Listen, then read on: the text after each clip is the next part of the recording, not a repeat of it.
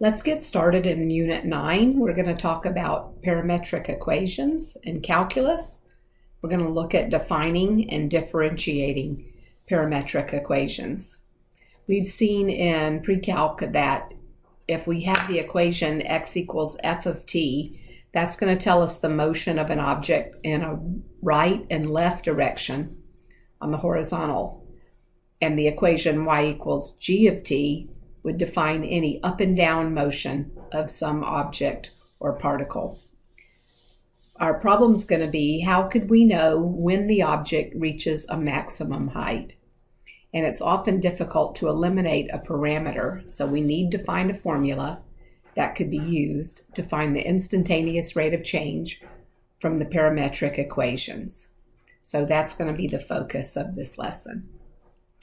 Let's start off with looking at a watermelon, and we're placing the watermelon on a catapult that's 5 feet above the ground and is launched at a 30-degree angle with an initial velocity of 40 meters per second. And if we use the gravitational constant of about negative 10 meters per second squared, the path of the watermelon travels along a parabolic path modeled by the equation and the graph shown here. By using parameters, we can show where the watermelon is located at a specific time using these two equations. The x of t is 20 square roots of 3, 20t. We're missing a variable there. X of t is 20t square roots of 3, and the y of t is negative 5t squared plus 20t plus 5.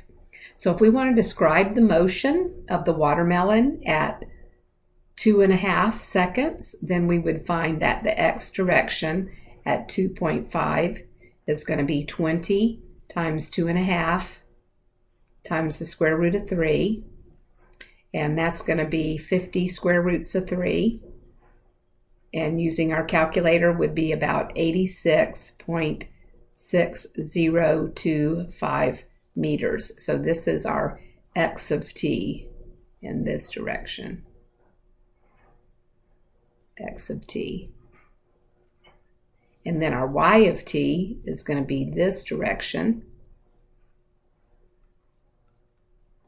And the y of 2.5 is negative 5 times 2.5, quantity squared, plus 20 times 2.5, plus 5. So we've taken the x direction, the horizontal direction, and the vertical direction, the y of t, and found that at 2.5 seconds, the watermelon travels 86.603 meters on the horizontal path and 23 3/4 meters vertically. So we want to write that in a complete sentence. The watermelon travels 86.603 meters on the horizontal and 23 3/4 meters on the vertical. So using parametrics to state the location and the behavior of an object at a given time. In example 2, let's say for some time greater than or equal to 0, a particle is moving in the xy plane, and it can be modeled by these two parametric equations given here, x of t and y of t. And what time or times is the particle at rest? So to find when the particle is at rest, it logically seems that we want the derivative of the horizontal direction. So that would be 3t squared minus 6t minus 9. And setting the derivative equal to 0 and factoring out the common factor of 3, we could find that at 2 factors, t minus 3 and t plus 1, our derivative would be 0. So we have two different times. One is 3 and 1 is negative time, so this won't hold since the conditions state that we've got to be positive time. So at 3 seconds, the particle is at rest. And then we want to do the same thing for the y, so the derivative of the y is going to be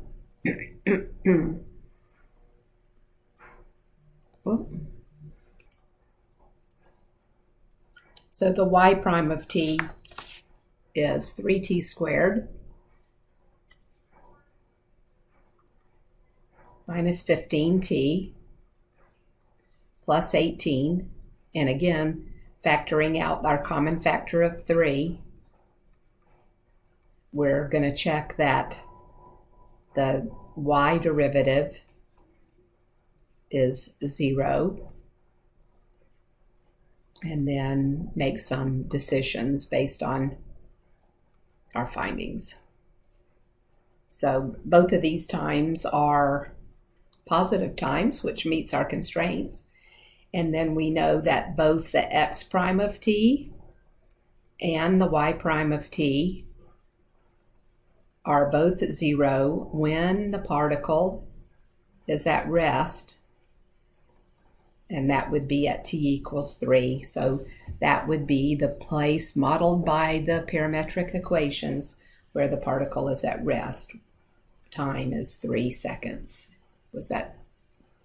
Were we told seconds? No, we weren't told seconds. So time is 3. On this slide, we have the parametric form of the derivative.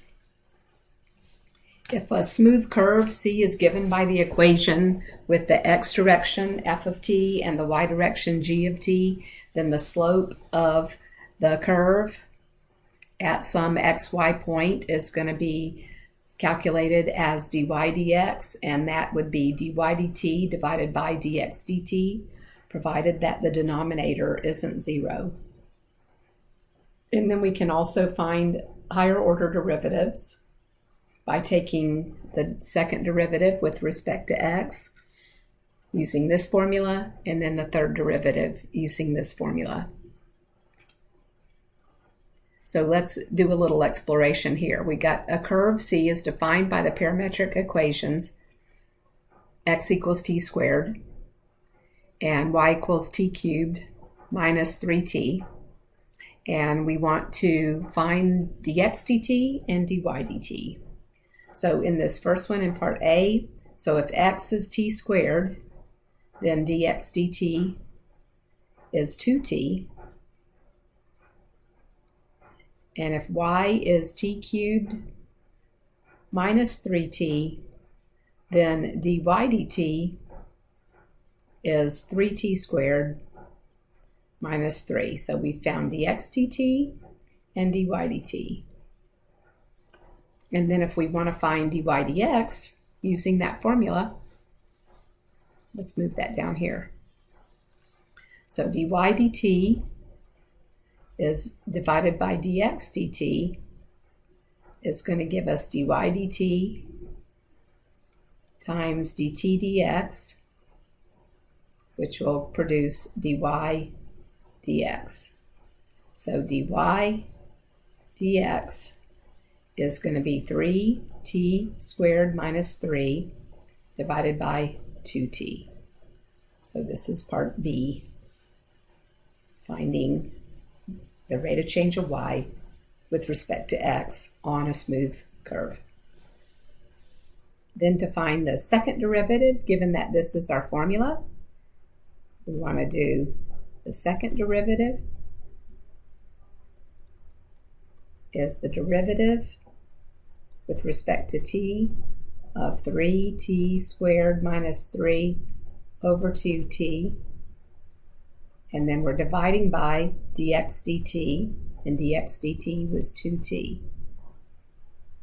So simplifying this one, we're going to do denominator times derivative of the numerator minus the numerator times derivative of the denominator all over the denominator squared, and then again that divided by 2t.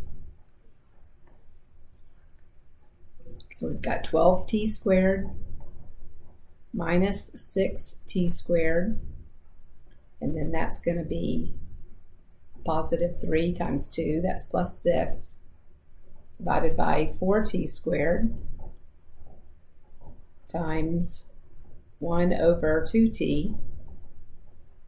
And cleaning that up, we've got 6t squared plus 6 divided by 8t cubed. And if you care to simplify one step more, we could remove that common factor and simplify that down to 3t squared plus 3 divided by 4t cubed. So the second derivative of a parametric curve.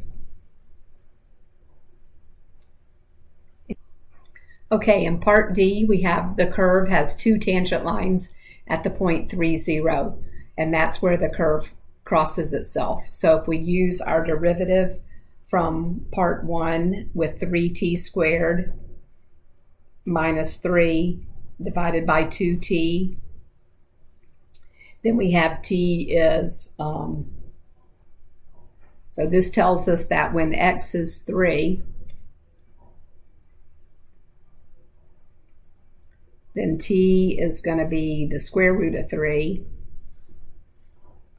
And when y is 0, then t cubed minus 3t was 0. And we're getting those from the information back here.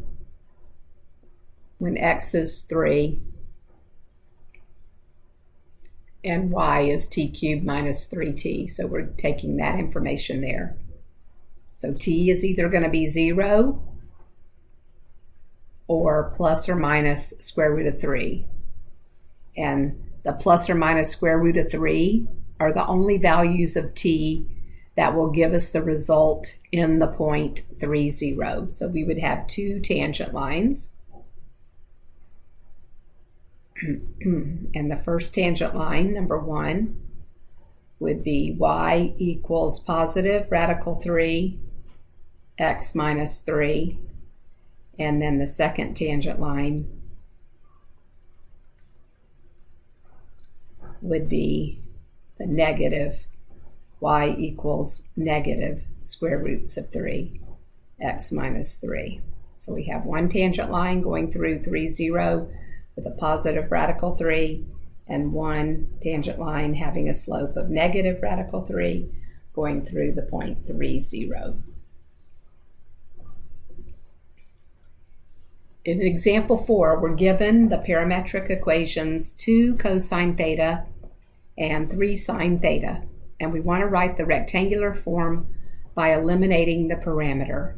So if you recall from pre-calc, if we divide 2 on both sides, and then on the second equation divide both sides by 3, then we can think about this as squaring the terms to get a Pythagorean identity. So let's think about it that way.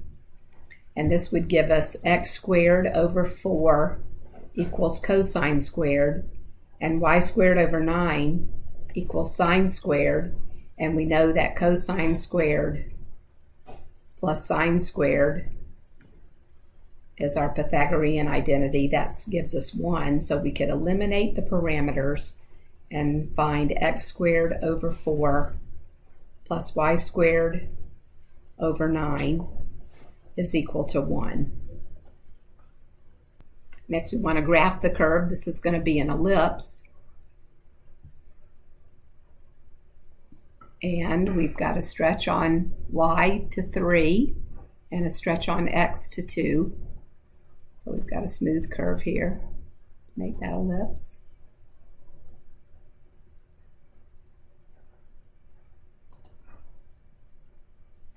And then we want to find the slope of the curve at pi over 3, where theta is pi over 3. So we want dy d theta, and that would be 3 cosine theta, and dx d theta, and that would be negative 2 sine theta. So dy dx is 3 cosine theta divided by negative 2 sine theta. And when theta is pi over 3, then dy dx is 3 cosine of pi over 3, so cosine of pi over 3 is a half, and negative 2 sine of pi over 3, which is radical 3 over 2.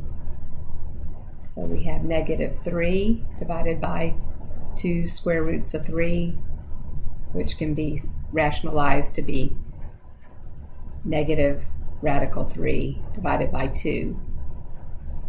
And then to be able to write the equation of the tangent line through the point xy, that would be x is 2 cosine pi over 3, so x is 1, and y is 3 sine pi over 3, so our y value is 3 radical 3 divided by 2, so we have an x coordinate and a y coordinate, and we know the slope of the tangent line is the negative radical 3 over 2.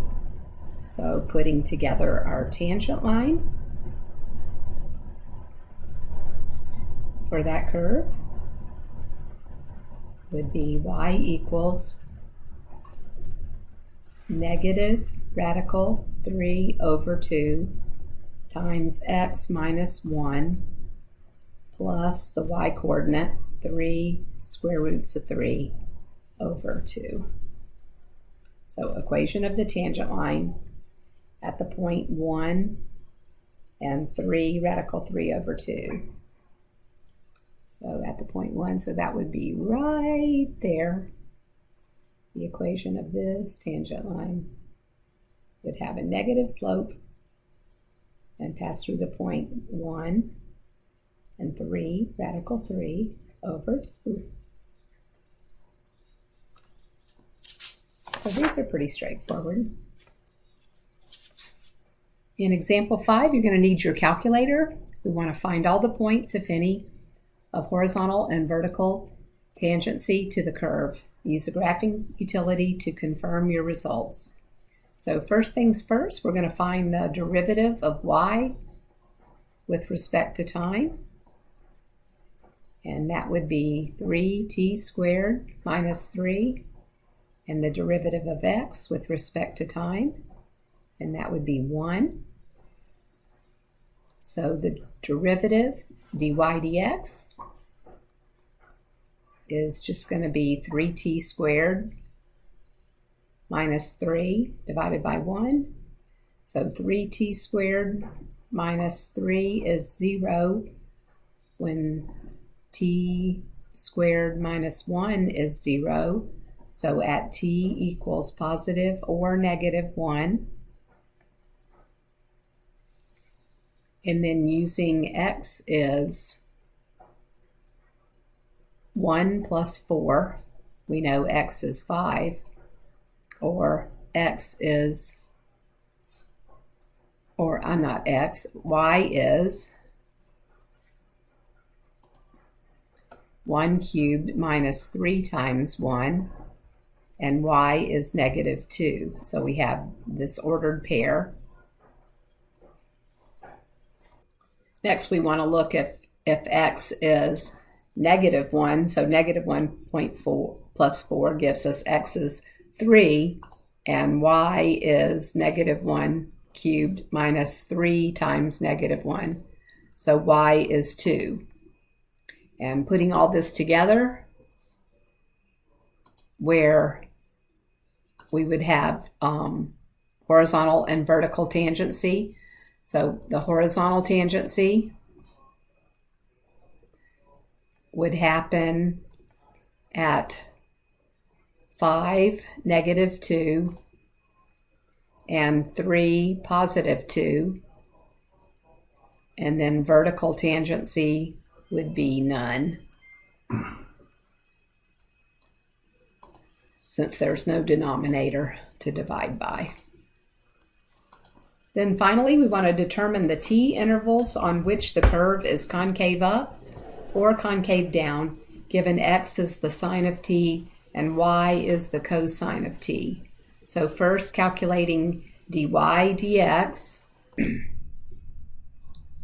So finding dy dx, we have negative sine t divided by cosine t. So the derivative with respect to t is negative tangent t. We want concavity, so we need second derivative. And the second derivative of y with respect to x is the derivative of the sine divided by cosine divided by cosine, which makes our second derivative negative 1 over cosine cubed